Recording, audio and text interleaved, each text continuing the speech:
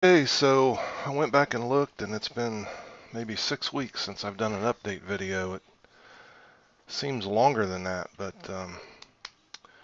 only 6 weeks. But a lot has changed, and not really anything mind-blowing, but there has been some new features, some requests, and, and most of it's self-explanatory.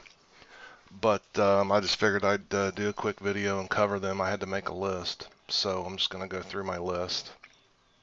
It's pretty much in chronological order from, let's say, I think it said March 29th was my last update video, so it's well overdue, and I apologize. I've been super busy, and finding time to do videos when there's no loud children in the house and other distractions is it's hard to find those times lately. So today is unique, and I figured I'd take advantage. So here we go. So you know about the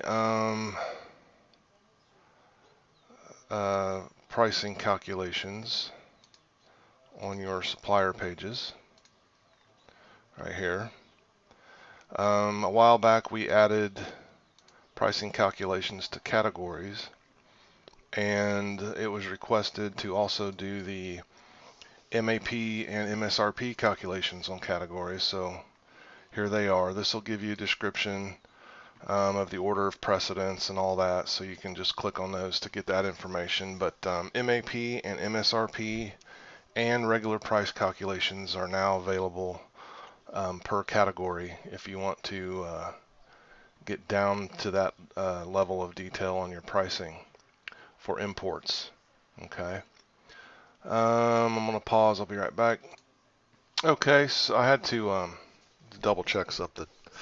So from your purchase order page, if you have purchase orders, if you have put an email address for your supplier, the one test purchase order I have is for RSR, so we'll look there.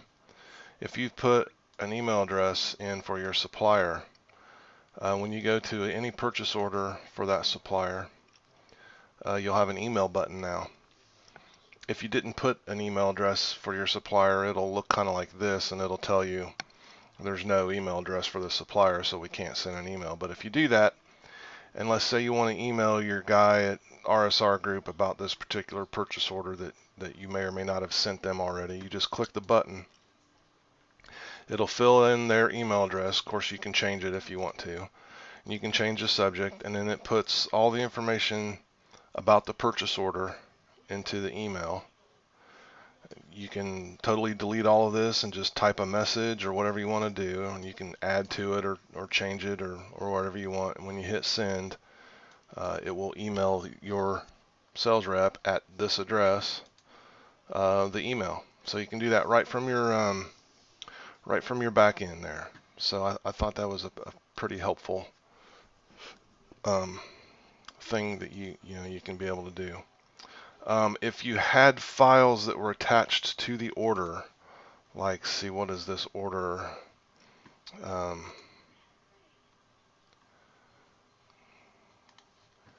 If you had the order, I don't know which one it is.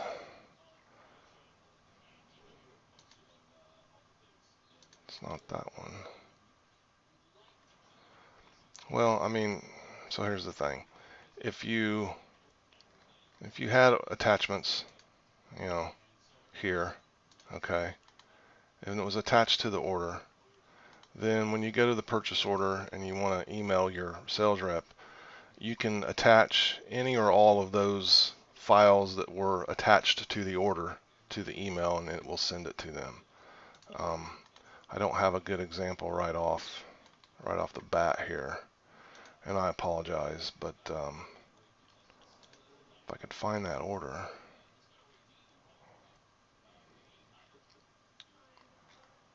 Wait.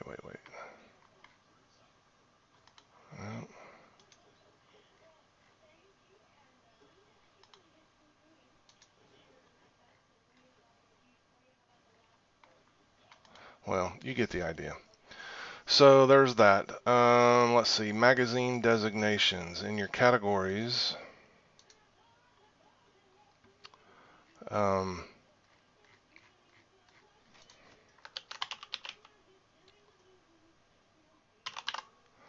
can designate magazines. I don't know if I've got any magazine categories in my test store that aren't a bucket. Oh, here we go. So you can designate magazines, handgun magazines, or high capacity rifle, shotgun, high capacity shotgun.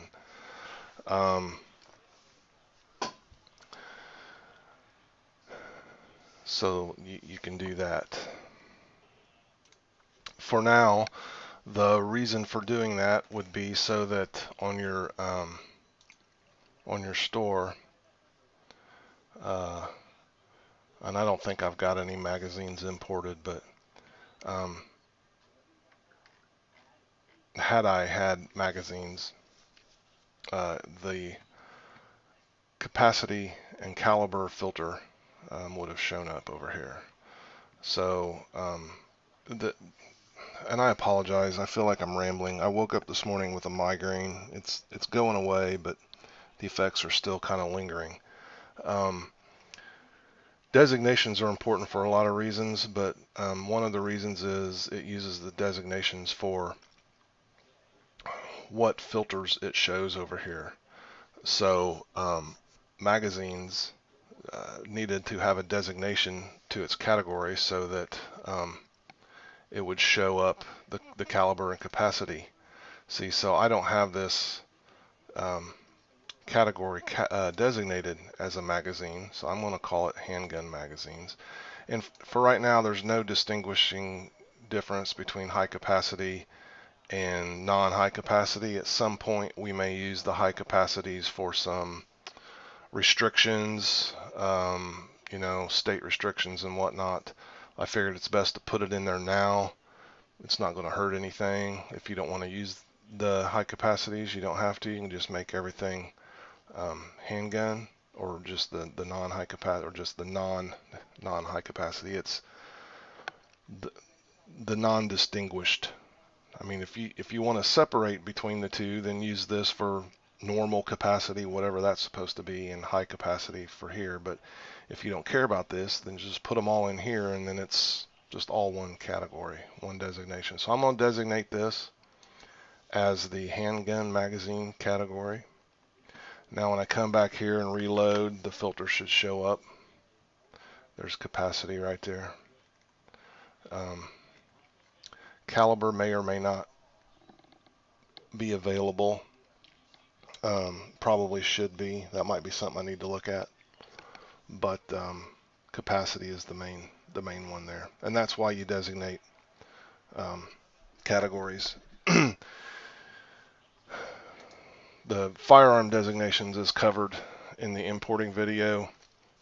There's more reasons besides the filter for that one, but for the most part, you designate categories with certain designations so it knows what filter to show on your store when a customer's browsing.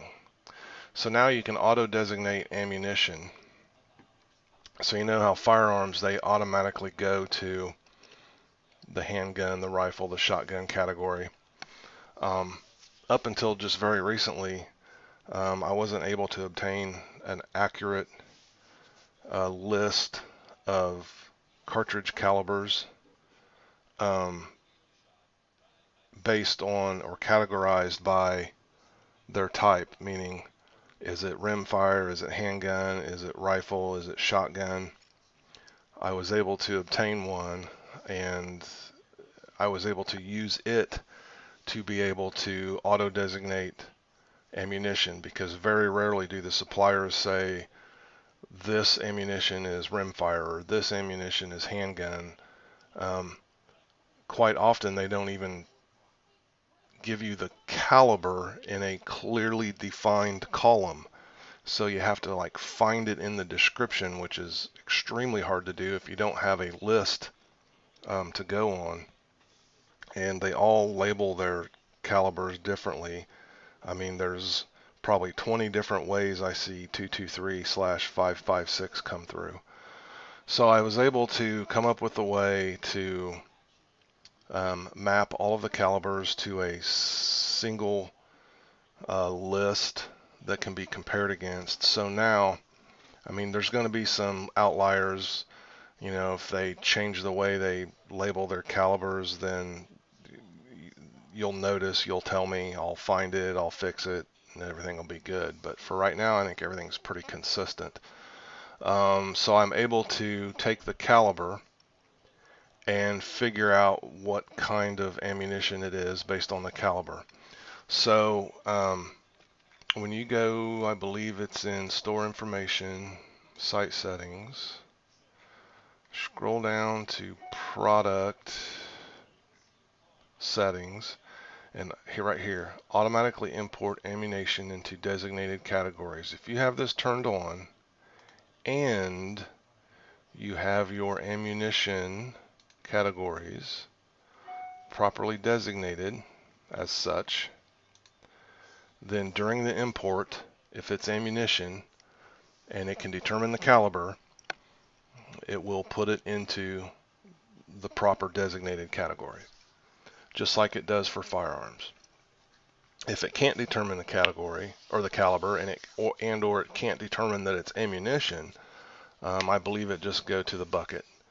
But that could be a big time saver for all you guys out there selling ammunition.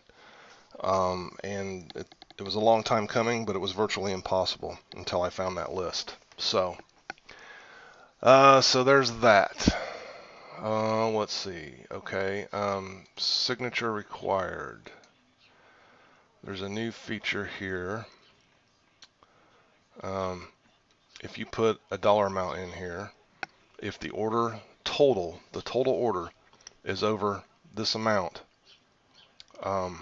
it's going to require a signature on the shipment. If you want signatures to be required on every order, no matter what, make this like 1. So unless someone orders something that's less than $1, which after shipping is practically impossible unless you're doing free shipping, it will require a signature. Now, you can always turn on, check the box to require a signature when you are shipping from your store, from the back end, and you're printing your own labels. The option's always there. I believe this will pre-check that option for you, and it may not even let you uncheck it if the order total is over this amount. If you don't want to use this, I mean, this will give you more info right here. If you want to disable this feature entirely, just leave it blank or enter 0. Okay. This is real handy for drop shipping. There's no there's no option to check this box to require a signature when you're drop shipping. So if you're doing drop shipping primarily most of the time, and you want signatures on your shipments all the time, just make that 1, and that'll take care of it. All of the drop shippers that we're with, that we can use right now, which right now is just Xander's and Sports South, have the signature option. And anytime you turn on a signature option within MyFFLcart, it's always adult signature. That's a given, just based on the nature of the products we're selling. So there's no distinguish between signature required and adult signature required. If you require a signature from within MyFFLcart, it's going to be an adult signature, and that's just a given. Okay. This was requested, and I think it's a neat feature, the quick pay URLs. It gives you a pretty good description, but I'll just give you the 30,000 foot overview. If you've got something that you sell, or you want to give someone a special rate, or I'm sorry, if you've got something that you sell that you don't have on your store, or don't want to put on your store, or somebody just owes you money, or whatever, you can fill this out. The invoice and order number is not required, but so let's say you create an invoice in QuickBooks or Excel or whatever you use for invoicing, and you want to send it to someone and you want to give them a way to pay it with their credit card online. So you'd fill out this form. Just right now, we'll just 1, 2, 3. Now, your credit card processor may not allow letters in your order number. You'll get an error message when your customer will get an error message when they try to do this. So you might want to check with your credit card processor, just for this example. So I would recommend trying to distinguish these from online orders, so that you don't have an online order of 1, 2, 3 and the manually generated invoice of 1, 2, 3. When you go to your credit card processor to look up order number 1, 2, 3, you'll probably have 2 of them. And I don't know if they require them to be unique or not. So you might want to start your manual invoices with, 99 or something. If you get up to 99,000 orders on your store, hallelujah, you can afford to start over on your numbers or something, right? So, however you want to do it. If your credit card processor will let you do letters, you might want to do, manual order 1, 2, 3 or something like that.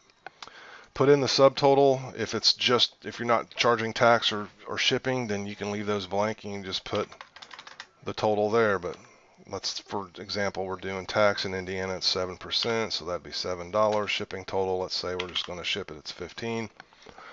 If this is a one-time use, you're going to give this to one person to use once, then put 1 there.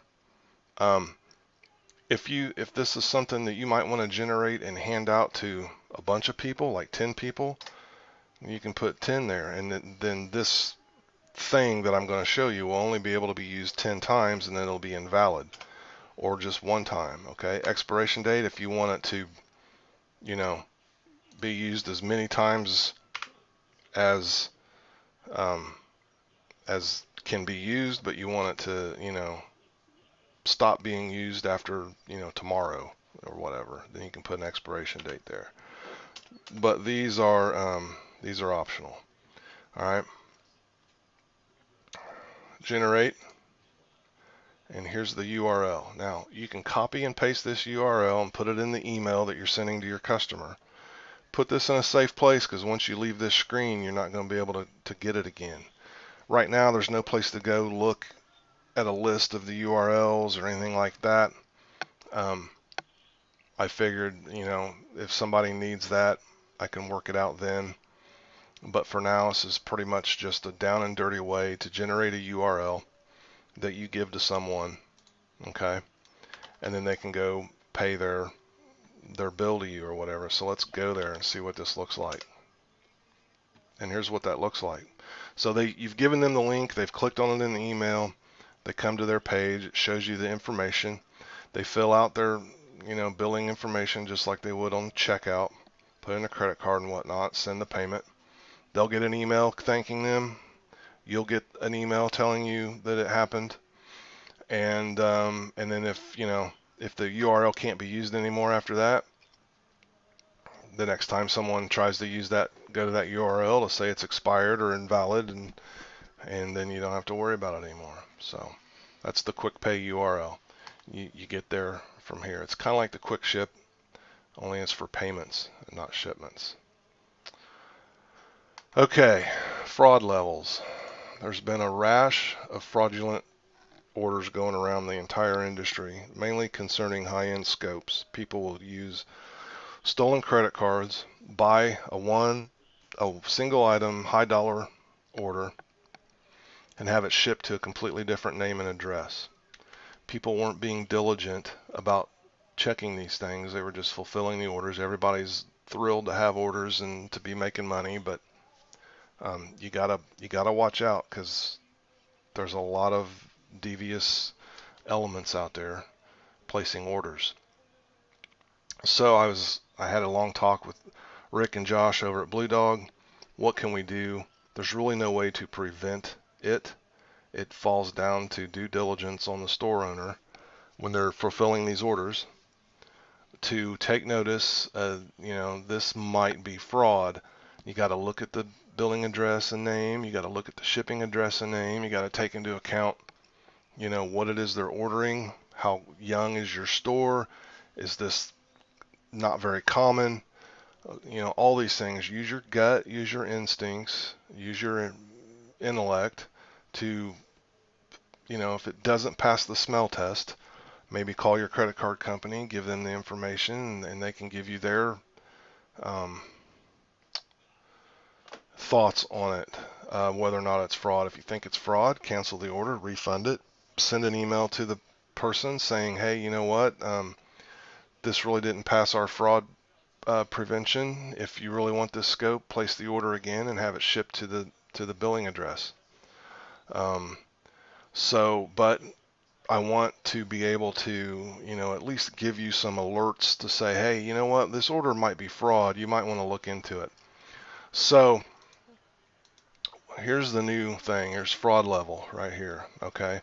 And basically, this is just comparing the billing information to the shipping information. If billing name and billing name and address is identical to the shipping name and address, it gives a low score. If one of the two are different, if it has a different billing name but the same address, or if it has a different address but the same name, you'll get medium. I mean, it could go either way on that. High means nothing matches. So that's a real big indicator that it could be fraud. Now, could it be someone buying something and shipping it to their son in Texas? Sure. And it's perfectly legitimate. But you're going to have to be diligent about these orders because this is how they get away with it. They'll buy a high-end scope. They'll charge it to a stolen credit card number. They'll have it shipped to themselves or to someone in a state across the country. By the time the card owner realizes that that's happened and has reported it, they've probably got their scope or whatever and are selling it on the black market, and you're screwed because you're going to get charged with a chargeback. There's no way to get that item back, and it's a done deal. They've got nothing to lose. You've got everything to lose. So be diligent about this. If you think that it's probably legitimate, if you want to go ahead and ship the order, at the very least, when you do that, make sure that you put signature required, because and I still don't understand how that's really going to help if they're sending it to themselves or their compadre and they put their accurate name and address on there, then that guy's going to be the guy getting it and he's going to be the one signing for it. So, I mean, it might be a deterrent on their end. They might not want to sign for it knowing that it's stolen. But is it going to prevent it? Probably not. They'll probably go ahead and sign for it. Even if they have to show ID, if they've got their own ID and they sign for it, what are you going to do? I guess if they sign for it, they can't say that they didn't get it if you press charges and the police go there. But that's a whole drawn out scenario, and you just want to avoid that altogether. Okay.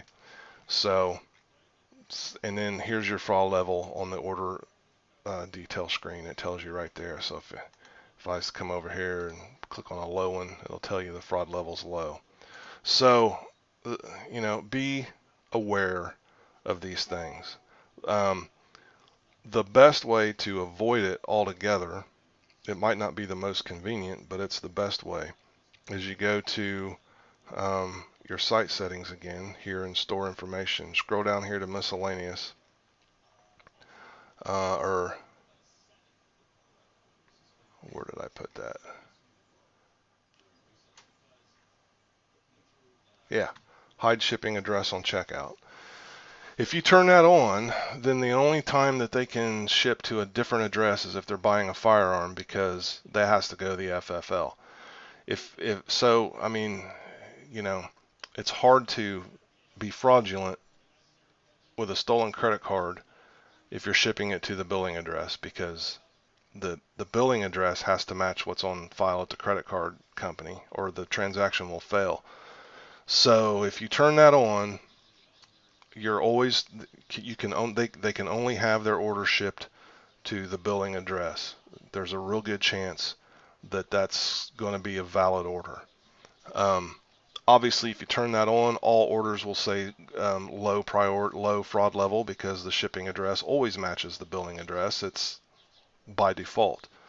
So, in my opinion, and I believe in the opinion of most of the credit card processors out there, especially Blue Dog, because that's who I've been talking with about this, that is probably the best front line of defense, is not allowing a separate shipping address. Okay? So my recommendation is to turn that on. You don't have to, but if you don't, be diligent about the order information. Okay. There's also now a Captcha on the checkout, just to prevent bots. I don't think there's a lot of issue with bots with our particular store, because it has to have cookies, it has to have JavaScript enabled. I mean, it would have to be a really sophisticated bot. So it's not impossible. It's entirely possible. You know, if it's a government, state actor, or whatever doing this, they've got all the resources. They can create, you know, browser bots and whatnot to do this stuff. But your typical bot um, isn't going to be able to even put something in the cart to check out with, because you got to have all these browser-based options available to the bot. So, I mean, it's possible. It's very doable. So there's that. Pretty soon, when an artificial intelligence comes around to be smart enough, they'll be able to figure these out. And at that point, I mean, I don't know what to do. Hopefully somebody smarter than me will come up with a defense for people like us, when the bots are smart enough to overcome CAPTCHAs. But so when they want to check out, they got to do the CAPTCHA. It's the same CAPTCHA that's on the login. It's the same CAPTCHA that's on the contact us, filling out forms. Typically, you use CAPTCHAs on public-facing forms. The shopping cart is a public-facing form. It just didn't seem as important here, because you don't need cookies enabled or JavaScript to necessarily submit a contact us request, but you do to get to the cart. So it's there. If it helps, great. I don't know that it will, but what we got to lose, right? Nothing. So I put that on there. Okay. So I believe that wraps up all of the new features since the last update video. I'm going to wrap this up and get it put online, and then I believe I'm going to try to do a couple more while I've got the house to myself, and the headache is at bay. So I will leave you with this, and I hope you all have a good day. Thank you.